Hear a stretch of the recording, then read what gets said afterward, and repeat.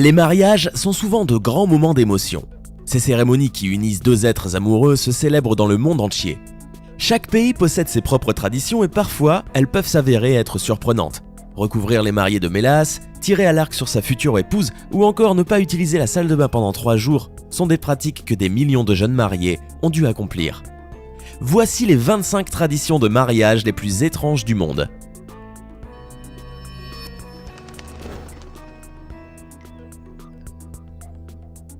L'Indonésie. Sur l'île d'Indonésie, Java, il est de coutume, comme dans d'autres pays, de s'acquitter de frais gouvernementaux pour le mariage, sauf qu'ici ce n'est pas de l'argent qui est déboursé, mais des queues de souris. Et oui, 25 queues de souris sont remises à l'administration locale comme frais de mariage, des frais étranges qui ont été imposés pour lutter contre l'invasion de souris qui menace les récoltes de riz. Le Kenya. Le mari kényan porte 1 mois après son mariage des habits féminins pour essayer de prendre conscience du poids que doit porter la femme sur son dos et comment il est difficile d'être une femme et d'avoir toutes ses responsabilités. Une autre coutume kenyane veut que lors d'un mariage Maasai, le père de la mariée bénisse sa fille en lui crachant sur sa tête ainsi que sur sa poitrine. Idem lorsqu'il y a une naissance dans le village. Si généralement cracher a une connotation négative, ici cet acte est censé apporter la fortune et la chance. Les Surmas d'Éthiopie. Au sein des Surmas, un peuple d'Éthiopie, les femmes retirent leurs dents inférieures et se percent la lèvre inférieure avant le jour de leur mariage pour y insérer un labret qu'elles fabriquent elles-mêmes avec du bois ou de l'argile.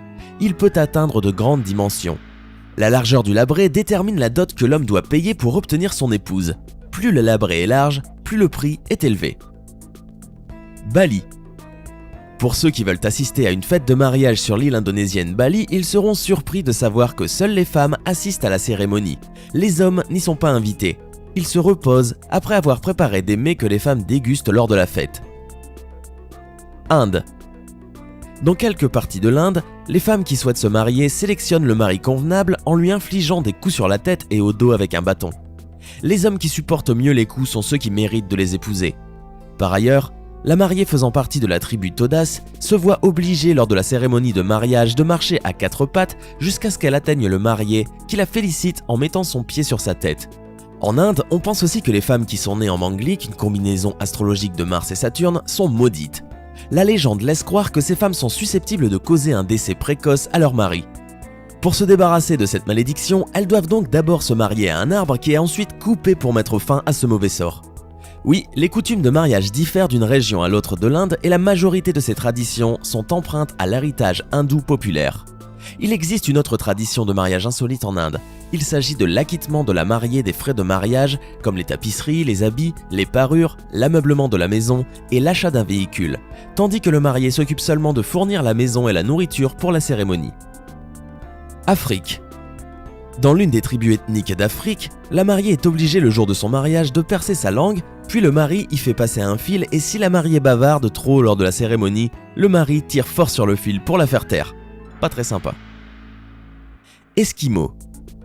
Parmi la tradition des Esquimaux, l'homme renifle l'odeur de la femme. S'il apprécie son odeur, il décide de l'épouser. De plus, l'homme esquimau a le droit d'échanger son épouse avec son voisin ou encore de la prêter à son ami célibataire comme preuve de son amour pour lui. Amazonie. Dans des zones de l'Amazonie en Amérique du Sud, le mari vole une semaine avant la cérémonie du mariage le plus grand nombre de poules pour les égorger plus tard, les cuisiner, en manger les têtes et puis jeter les pattes sur le lit nuptial. Brunei. Au Brunei, dans une tribu du Nord, les mariés ont l'interdiction de rentrer dans une salle de bain durant 3 jours après le jour de leur mariage. Ils doivent s'abstenir de faire pipi ou de prendre une douche, croyant que cette tradition est le secret de la réussite d'un mariage. Pour accomplir ce rituel, les mariés ne consomment qu'une petite quantité de liquide et restent sous la surveillance des membres de leur famille. Nouvelle-Guinée. En Nouvelle-Guinée, le mari faisant partie du peuple Dani exprime son amour à son épouse en coupant son doigt et en le lui offrant. Et si le mari décède, son épouse est sommée de se couper les doigts de sa main et de les enterrer avec le corps du défunt comme gage de sa fidélité. Écosse. Dans certaines régions de l'Écosse, il est connu que la mariée veille le jour de son mariage à être la plus belle et la plus apprêtée, mais en Écosse, ceci est totalement différent. C'est l'une des traditions les plus étranges, où la mariée se présente sous son apparence la plus laide. Ses copines lui jettent des ordures, des œufs pourris et même de la mélasse, liquide noir à base de canne à sucre pour l'enlaidir. Si la femme est capable de surmonter cette corvée, c'est qu'elle est capable d'assumer la responsabilité de la vie en couple, dit la tradition. Corée. C'est une tradition plutôt amusante en Corée où on ligote les chevilles du marié après lui avoir retiré ses chaussettes et ses chaussures. Ensuite, le marié reçoit des coups sur les pieds avec un bâton ou un poinçon. Ceci est censé rassurer les invités sur le fait que l'époux ne décevra pas sa bien-aimée durant leur nuit de noces. Pas facile de comprendre la logique derrière ça. Chine. En Chine, une coutume du peuple ouïghour, remontant à plusieurs millénaires, veut que le marié tire 3 flèches sur sa future épouse. Le but ?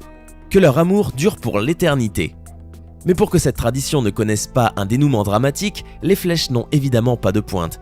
Il y a également une autre coutume très étonnante en Chine. Il n'est certes pas rare que les mariages soient accompagnés par des larmes, mais les épouses et les filles du peuple Tujia en Chine ne font pas les choses à moitié. Un mois avant le mariage, la mariée doit pleurer pendant 1 heure tous les jours. 10 jours plus tard, la maman se joint à l'épreuve, puis 10 jours de plus, c'est la grand-mère qui fait de même. À la fin du mois, toutes les femmes dans la famille pleurent à côté de la mariée. Pourquoi ? Eh bien, c'est en fait censé être une expression de joie que les femmes pleurent, le tout formant comme une chanson. Mauritanie. Il est de coutume dans le monde que la mariée poursuive un régime avant le jour de son mariage pour avoir le corps parfait et le faire rentrer dans sa robe de princesse, sauf qu'en Mauritanie, c'est tout le contraire. La mariée doit prendre le maximum de poids possible et grossir. Plus la mariée a des formes, plus ses chances d'avoir un mari aisé augmentent. Elle est même envoyée dans des camps spéciaux avant le jour de son mariage pour grossir. Japon. Au Japon, les proches de la mariée l'enduisent d'une poudre blanche de la tête aux pieds et lui font porter un kimono traditionnel japonais blanc, la couleur blanche étant le symbole de la virginité. Au lieu de porter un voile, elle revêt une coiffe appelée Tsuno Kakushi, et qui signifie littéralement les cornes de la jalousie, la coiffe symbolisant sa volonté de devenir une épouse douce et obéissante. Ce même tissu de mariage recouvrera le corps de la mariée quand elle décédera. Tchad. Dans plusieurs films d'amour, on peut voir le mari kidnapper sa future épouse, s'enfuir à deux et se marier. Eh bien, figurez-vous que ce scénario n'a pas lieu que sur vos écrans, mais dans la vraie vie aussi, comme au Tchad, où il est coutume de kidnapper la mariée par la force comme manière de demander sa main là-bas. L'accord de la mariée n'est pas pris en compte, il suffit que l'homme soit attiré par la belle pour décider de la kidnapper et de l'épouser. Beaucoup de filles au Tchad se marient de cette manière. Danemark. Au Danemark, le marié doit trouer sa chaussette et s'il ne le fait pas, ses invités s'en chargeront pour lui. La raison ? Selon les Danois, avec une chaussette trouée, plus aucune femme ne voudra de cet homme. De fait, il sera forcément fidèle à son épouse. Bornéo. Dans les tribus de Tidong du nord de Bornéo, les jeunes mariés n'ont pas le droit d'utiliser la salle de bain durant les 3 jours et les 3 nuits qui suivent leur cérémonie d'engagement. Et comme en Brunei, si l'un des 2 époux fait une entorse à cette règle, on dit que la malchance s'abattra sur le couple et que leur union sera vouée à l'échec. La Mongolie. Chez les Dors, un peuple de la Mongolie, il est d'usage que les futurs mariés tuent un poussin pour en extraire le foie. Si le foie est en bonne santé, le couple est autorisé à choisir la date de leur union. Si en revanche le foie est en mauvais état, ils doivent répéter l'opération. L'Allemagne. En Allemagne, la coutume veut que les invités offrent des plats aux futurs mariés. Mais pour éloigner le mauvais esprit, ces derniers doivent les briser. A noter que pour tester la force du couple et sa cohésion, dans certaines régions de l'Allemagne, les époux doivent également scier ensemble un tronc d'arbre. Fidji. Aux Fidji, les hommes qui voudraient se marier ne doivent pas seulement demander à leur beau-père la main de leur fille, ils sont tenus également de lui rapporter une dent de baleine. Hormis au marché noir, le seul endroit au monde pour obtenir une dent de baleine se trouve dans la bouche du plus grand mammifère marin, qui se trouve également passer la plupart de son temps sous l'eau. Pas facile de se marier aux Fidji, hein. La Suède. En Suède, à chaque fois que la mariée ou le marié quitte sa table pour utiliser la salle de bain par exemple, l'autre restant se fait embrasser par tous les invités. Si le marié s'absente, tous les hommes présents ont la chance d'embrasser la mariée et vice-versa. Le Congo. Au Congo, si vous voulez ruiner le mariage de quelqu'un, il vous suffit d'engager un comique. Pris très au sérieux là-bas, la mariée et le marié ne sont absolument pas autorisés à sourire durant toute la cérémonie. Mariage sérieux, mariage heureux ? Comment avez-vous trouvé ces traditions ? Laquelle vous a le plus marqué ? Dites-le nous en commentaire. Si vous avez aimé le contenu de cette vidéo, n'oubliez pas de mettre un pouce bleu et de vous abonner à la chaîne. Ça pourra vous porter chance pour trouver l'homme ou la femme de votre vie. et aussi ça vous permettra de ne pas rater les prochaines vidéos. À demain!